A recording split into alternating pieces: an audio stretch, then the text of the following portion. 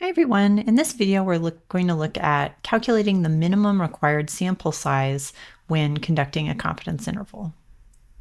So the central question here is how large a sample do we need? So assuming that we want to find a confidence interval or an interval estimate for some value, and in this video we're going to focus on proportions or mean estimates. An example here is that I want to plan to do a poll to determine what percentage of voters would approve a ballot measure to within 3 percentage points with a 95% confidence. So we know that this confidence level means that we're going to have an interval estimate that uses a sample proportion and then adds and subtracts some margin of error to estimate our population proportion in a certain range. Now, we can have a really high confidence by making a really wide interval, right? If my margin of error is 15 percentage points or something like that, I could be very confident in that estimate, but those types of estimates are usually not very useful.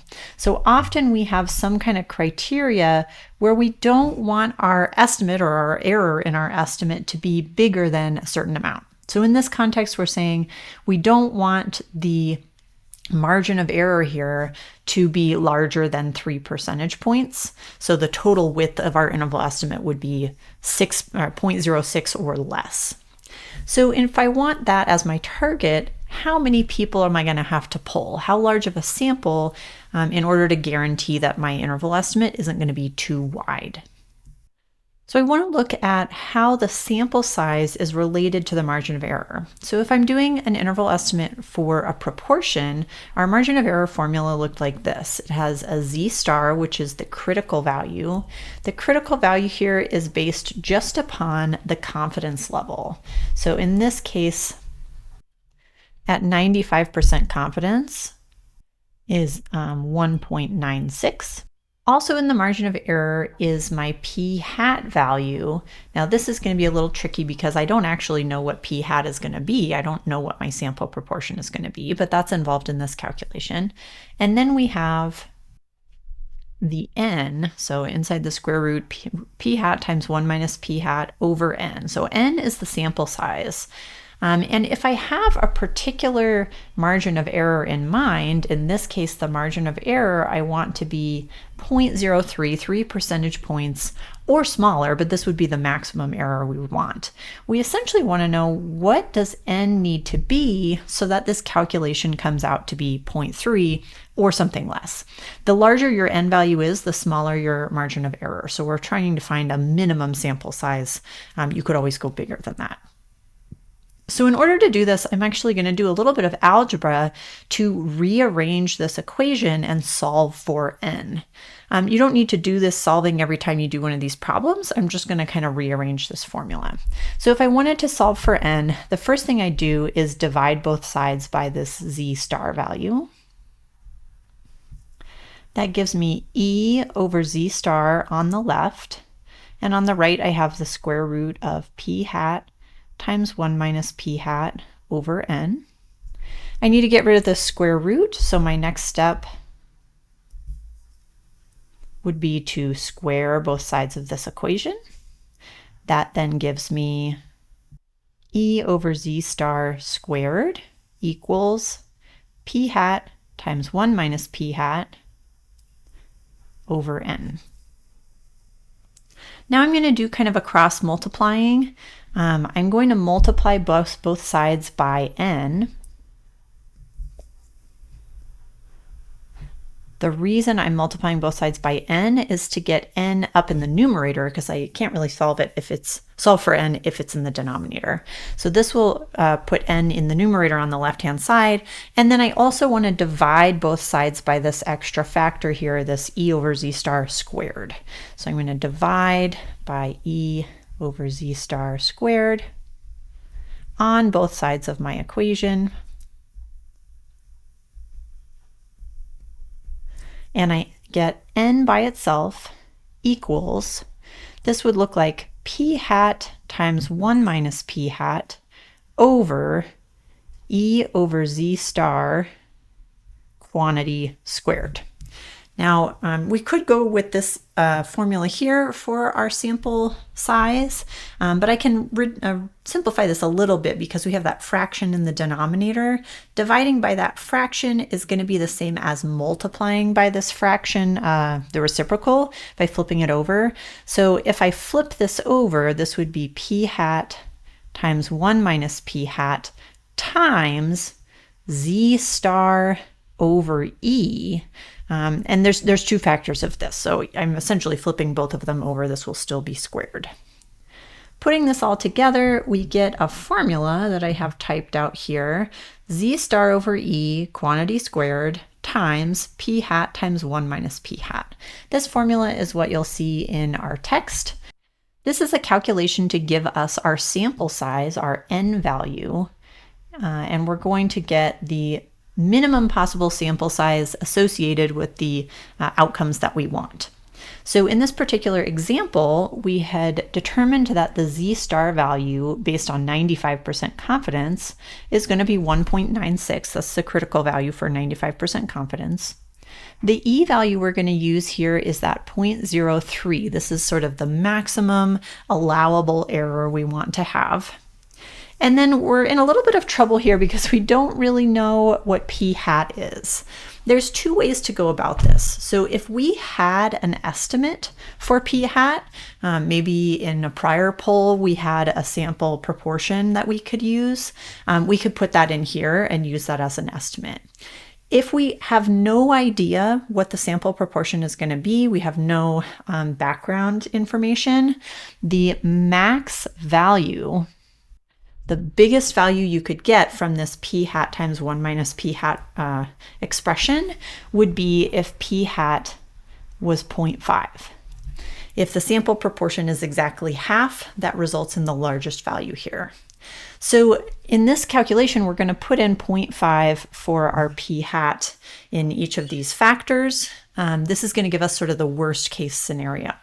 So plugging in all these numbers, 1.96 divided by 0.03, quantity squared, and then times 0.5 times 1 minus 0.5, which is also 0.5. Putting this into a calculator, I get 1067.111 and some other decimal places.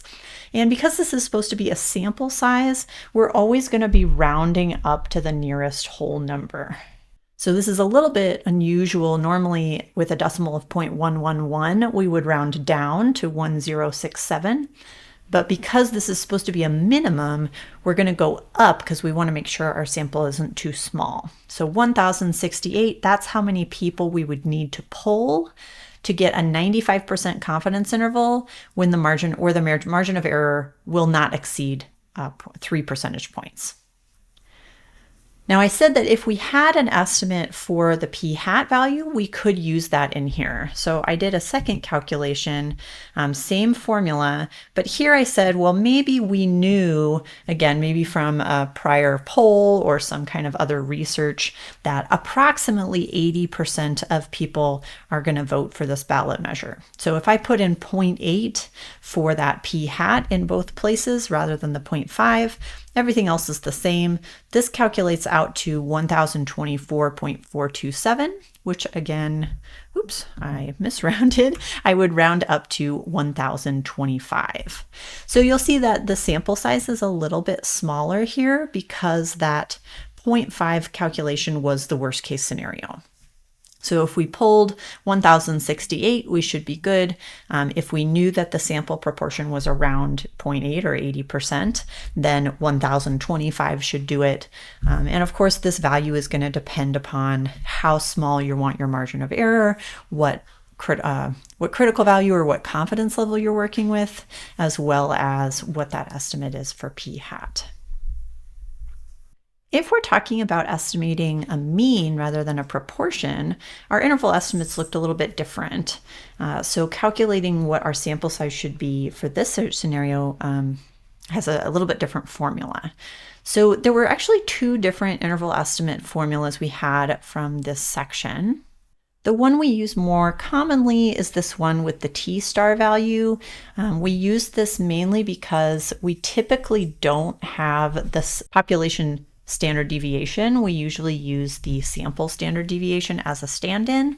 and that t-distribution was allowing us to correct for some of that error. So the formula on the left, x bar plus or minus t star times s over root n, is the one we used more frequently. It's actually a little tricky to reverse engineer this formula to make your, in this case, this would be the margin of error, is that plus or minus portion.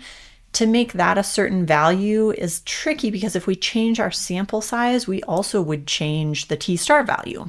So for finding a minimum sample size in this scenario, we're actually going to focus on the simpler version where we're using still the normal distribution, so the z star value.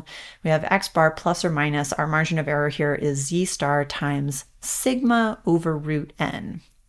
Now I'm going to reverse engineer this the same way that we did with the proportions, but something to be aware of is that while we don't have sigma, we usually don't have that value, we are going to need some kind of estimate of how big that is. So let's just look at this algebraically first. If I have the margin of error is z star times sigma over root n, and I'm trying to solve here for the n value, I'm going to divide both sides by z star. That gives me E over z star equals sigma over root n. I'm trying to get n by itself here. Because that root n is in the denominator, I'm going to do another cross multiplication here. So I'm going to multiply both sides of this equation by root n. And then I'll also go ahead and multiply both sides by z star.